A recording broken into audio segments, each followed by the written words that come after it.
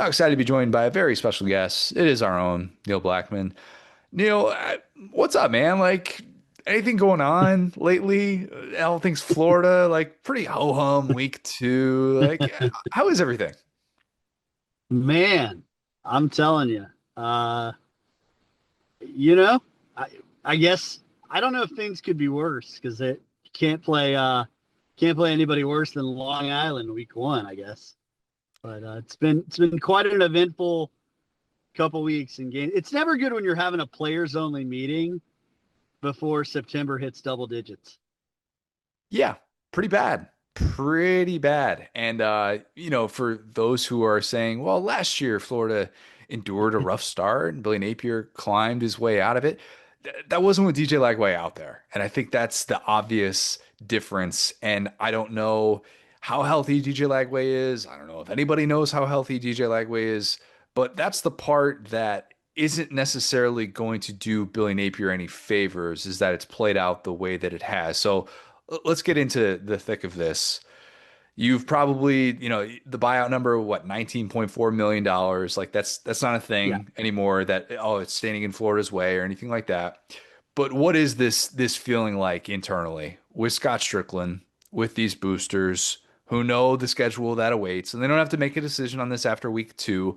But what's the sense that you get from people that you talk to behind the scenes who make these decisions about Yeah. what's in store for Billy Napier? Well, yeah, I'm glad you brought up the buy, like, because the buyout is not prohibitive. And it's raised according to Scott Strickland.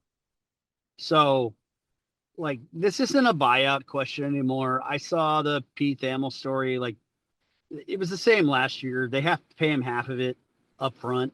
Um, they can do that.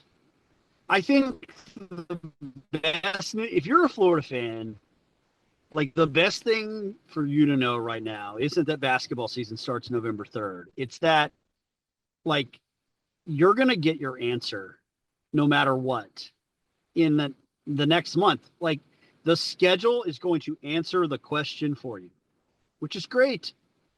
Either they are going to be not who Billy Napier has shown himself to be over and over and over again, and they're going to win two of three against Miami, LSU, and Texas, which is what I really think would have to happen to cool the seat off, right? Or they're not going to do that. And if they get to Mississippi State um, and Texas A&M, I think I got those backwards. But if they get those two games and A&M, they're then Mississippi two, State. Yeah. yeah. So if they get to A&M and Mississippi State and they're 2-3 or 1-4, this is going to be largely resolved. Now I don't know, and I'm sure we can talk about that. I don't know if that means Florida makes a change in season. I honestly don't know how much that matters in like the NIL portal era, right? Other than yes, high school football's weird because high school football recruiting still matters a lot. It just doesn't matter as much as people we're used to it mattering when you and I were younger. Yeah, and if you fire someone, the 30-day window for your players to leave without penalty, that's going to be there regardless. And Right. if you're making a change, you're going to have to be portal reliance. Like that's going to be the job for the successor. And it's not as much about the high school stuff, though. There will be some consideration for that. I'm curious your take on this. The way that this is played out, there's no escaping a loss that bad. But if we had to redo one thing of the Billy Napier era and just say, like, after he's got the job, he's got this opportunity, that opportunity, is it just simply get somebody else to call plays? Do what Eli Drinkowitz did and change the entire trajectory of your program, which I do think Eli Drinkowitz deserves credit for doing that at Mizzou. Is it that simple to say this could be different right now, the conversation that we're having, if Billy Napier Yeah. just hired someone to call plays? Like I've had that sort of internal conversation. I've talked to it with people that cover the program. And yeah, I really think that's it. And I say that because like he made a risky but high reward defensive coordinator hire and changed course and brought in kind of a veteran in Ron Roberts, who really has stabilized things on that side of the ball. Like, you don't have to think Ron Roberts is a genius to realize that Florida's defense is pretty good. So, yeah, I mean, this is not that complicated. They haven't finished in the top 40 in total offense. They haven't finished in the top 40 in yards per play. I know they finished in the top 40 in SP plus efficiency, which I like a lot. But remember, that's all tempo adjusted and adjusted for opponent. So they haven't been good enough on that side of the ball. And their defense gave them so many opportunities against South Florida. They had 7 possessions in the second half, and they punted on 6 of them. Can't happen. Just can't. No. Look, I try and not do the thing where we just say if guy has bad loss, guy's out of job. It just doesn't work like that in college football. All right. And I know we're all experts on this when we look back on this, but I'm naturally thinking about what could have been better. What could have been better if there was a redo button for Scott Strickland to hit right here today and go, I should have Yeah. hired that guy. And there's only 2 names that seem obvious because there's a lot of other guys that we could say like, oh, this guy's ended up being a great coach, but you couldn't make that hire at that time and get the support that you would have needed to. And there's just a lot of other like what ifs with something like that. So that like the guys where you could actually see them saying yes, and you wouldn't have a Tennessee Greg Schiano revolt situation unfolding. Dan Lanning is number 1. Dan Lanning is like, look, that guy got the Oregon job at the same time. And we're talking about someone that has built that program into a place that I'd argue is maybe even a little bit more than respectable than where it was at with Chip Kelly with the way that they're recruiting and doing all that stuff. So that's number 1. And then Rhett Lashley, after the year that he had at Miami as their OC with modernizing that offense, I realized that Manny Diaz, like his shortcomings was ultimately what led to his firing there. And they wanted Mario Cristobal, but like Rhett Lashley gets a coveted SMU job. Now, it's not the Florida job. I'm not saying that the Dallas market makes that. But those are the 2 names that I look back on and go, I think if Scott Strickland had hired those 2 guys, we'd be having different conversations right now. Yeah, I think that's entirely fair. I think that, obviously Lane was brought into Oxford in 2020. And I don't think that by the time the Mullen era had fallen apart, that it was obvious that Kiffin was going to be, a wonderful SEC coach. I think it was obvious from his time at Alabama that he was one of the most innovative and creative offensive minds in the sport. And at Florida, there's just an expectation that you'll play that way. So I do think that would maybe be the only one I would add is like, I'm not sure how terribly difficult at that point in time it would have been for Scott Strickland to take a chance on Lane Kiffin. I like the Rhett Lashley shout is really good. And it's interesting because like Manny Diaz still has more ranked wins as Miami's coach than Mario Cristobal has. And like the whole thing there was recruiting, right? There was a specific problem that Manny Diaz had. It was costing Miami games because they just didn't have enough talent. And they thought talent acquisition is really important to us. Well, at Florida, it really was also about talent acquisition. So do you want to construct a roster really the way that Lane has? Or do you want to construct a roster through high school recruiting and supplement it with the transfer portal? And I think, Napier has done a good job of talent acquisition. And that's, I think, what's most frustrating to Florida fans that I've talked to, and these are high-level people, is that, like, yes, Florida's 6th, I think, in the 24/7 composite and SEC talent, but they're 12th in the country. This is a more talented roster, top to bottom, than Miami, who they're going to play in 2 weeks. This type of stuff has got to stop. And, and again, like, I don't think you can be terribly mad at Billy Napier if you're a Florida fan, because this is who he is. And he's shown us this over and over again. At this point, you're just, it's the old dad. I'm not mad. I'm disappointed. It's very true. I think it's all fair at this point. I think even he knows that it's fair. The only other name that kind of comes to mind for that of like guy who would make sense, guy who would leave, because I also don't think that Kiffin would have left Ole Miss after 2 years. I was taking the over on Right. whatever sort of Yeah. projection it was. Like what he was trying to overcome. He stayed 3 years at FAU. Like he wasn't. I don't think he was going to be 2 years and done at Ole Miss. And the respect that he's developed for that place, we've seen that play out. But Matt Campbell at Iowa State is Yeah. an interesting one because we always hear Matt Campbell in these discussions. He's been at Iowa State now for a decade, which I don't think anybody assumed that a successful coach would stay in Ames that long. And he has certainly done that and looked the part. He's got a really good team this year, but he's the one that I would love to see. Well, what's it like? And people would have said, oh, he doesn't have the ties to the area. Can he succeed and do all that stuff? He's a darn good football coach. And you've seen him Yeah. win with less talent, albeit against lesser competition, but he would have been one that I would have been fascinated to see in the SEC. Yeah. Yeah. No, I agree. I mean, and that's the thing. I think at this point, Florida really needs a darn good football coach, right? And, it's going to be hard to stop some level of attrition when and if Napier is dismissed. I think there are certain guys who are kind of wed to the Napier era. One of them is not DJ Lagway. I can get into that if you want. Oh, go ahead. Go dig into that because I assume Yeah, that they're synonymous with one another. it's so interesting that that's become narrative, almost gospel. And like I do think DJ Lagway. Look, DJ Lagway only goes to Florida because of Billy Napier. Correct. I do not think that Billy Napier not being at Florida means DJ Lagway leaves Florida. At this point, his NIL considerations, his community relationships, his family being there, all of these things are things he would have to pick up and adjust if Napier is dismissed and not back for Lagway's junior season.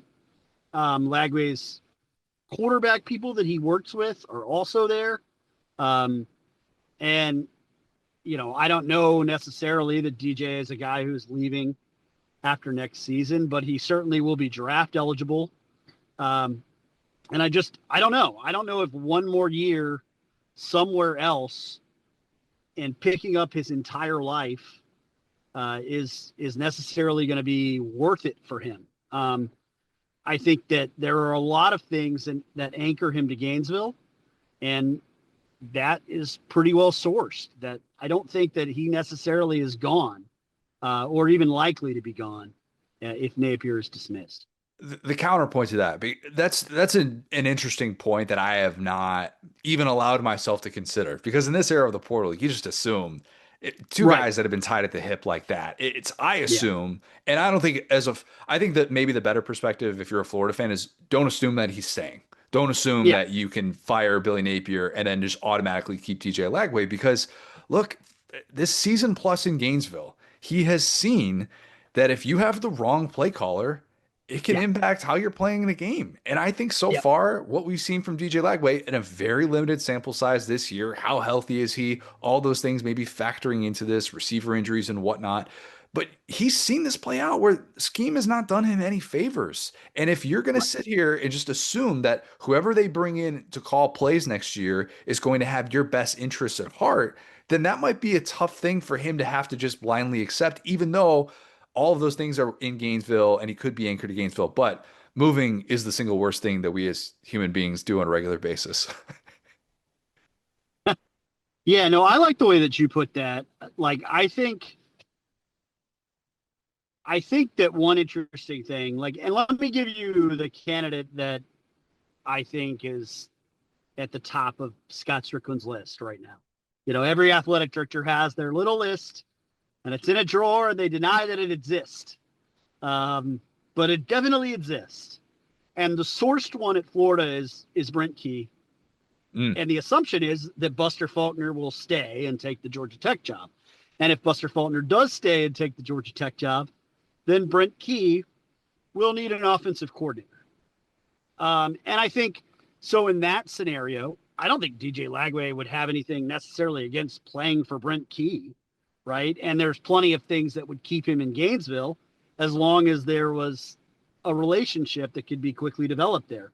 The question would be, to your point, like, okay, who's he bringing in with him? Now, maybe Buster Fultner doesn't get the Georgia Tech job and then they just kind of move the staff down. But just trying to play the dominoes out in your head, if that were the hire at Florida, a hire that I think would make a ton of sense, given Key's connections to the state, his role as recruiting coordinator at UCF, and also the fact that he's just not afraid of Kirby Smart, and nor is he wed to Kirby Smart or the Alabama staff or any of those things necessarily that make you a little skeptical of, say, a Glenn Schumann or someone like that, who I think is in line for one of these opportunities. But, Florida has gone to the Georgia alum Kirby Smart colleague well a couple times now, and it's not been great.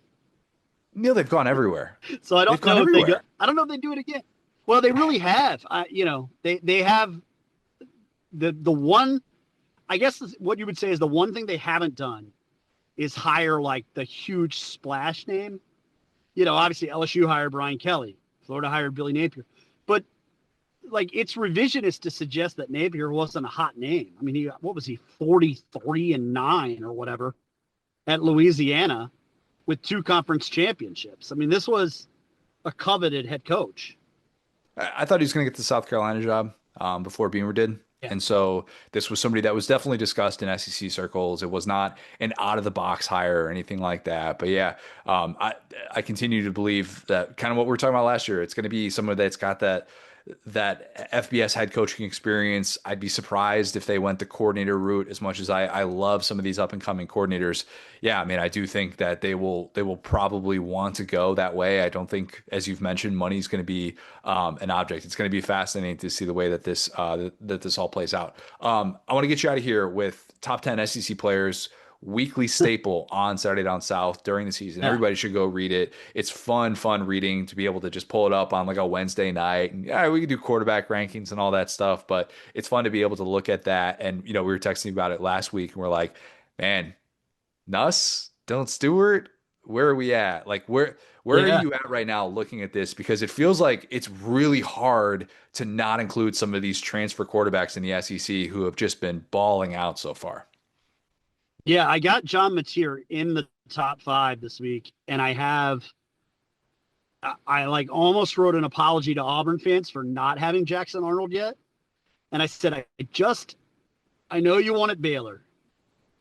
I just need to see a little more to actually believe.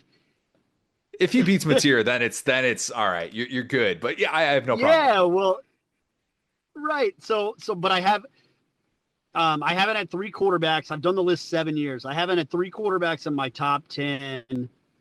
I think since 2022, when at one point I had Bryce Young, Jaden Daniels, and Stetson Hendon Bennett Hooker? all in Stetson there. Bennett.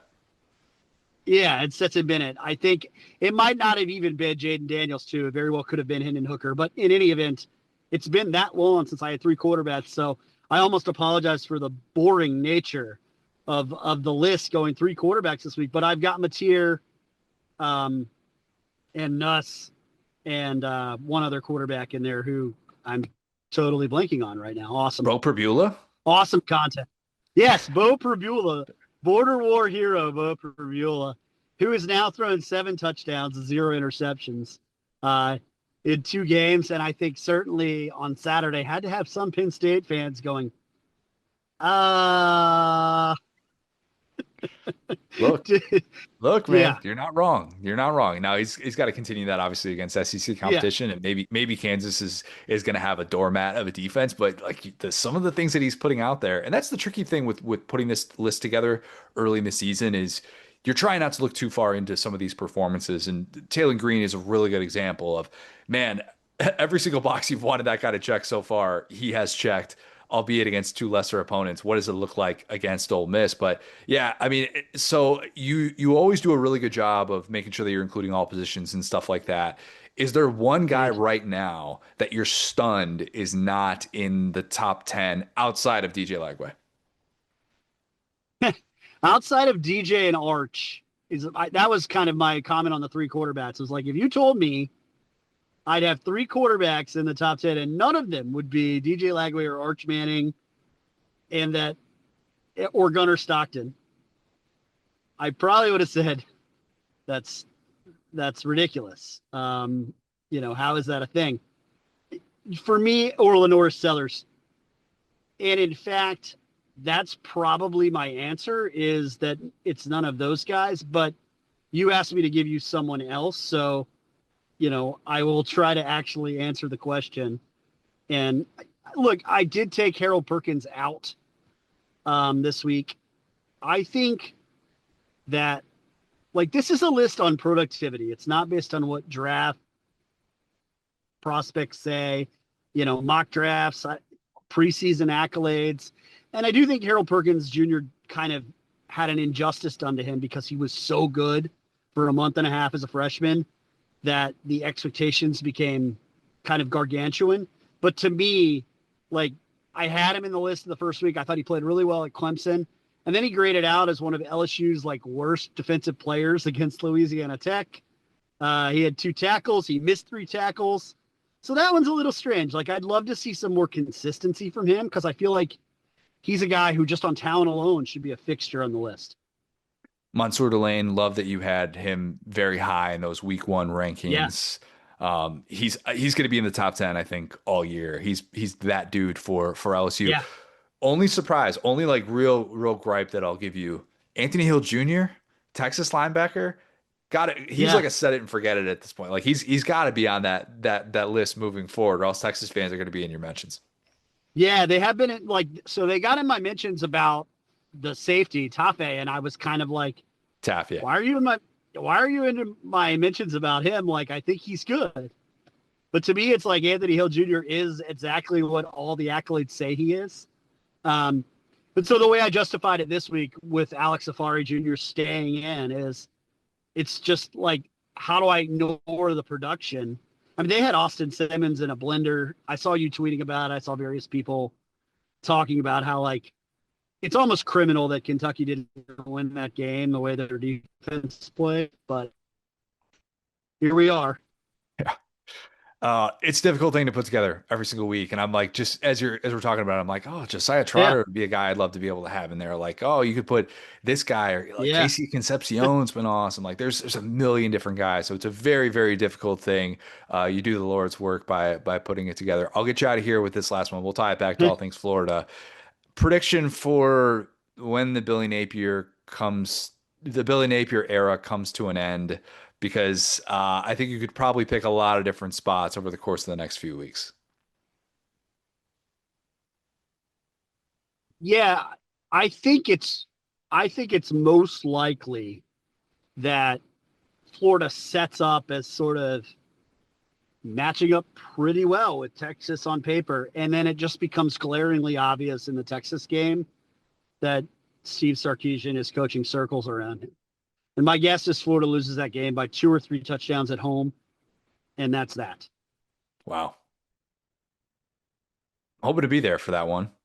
The end of the Billy Napier era would be quite the occasion. And it would definitely feel like a funeral. And after what you saw play out on Saturday, I think it'd Yeah. be a surprise if they were able to avoid any scenario like that for Napier. Neil, this has been great. Really appreciate the time as always. Like I said, everybody go check out top 10 players in the SEC, all things Napier as well that you write about, well-sourced stuff that you're able to provide insight on. Appreciate it, man. We'll do it again soon. Yeah, of course. Thank you.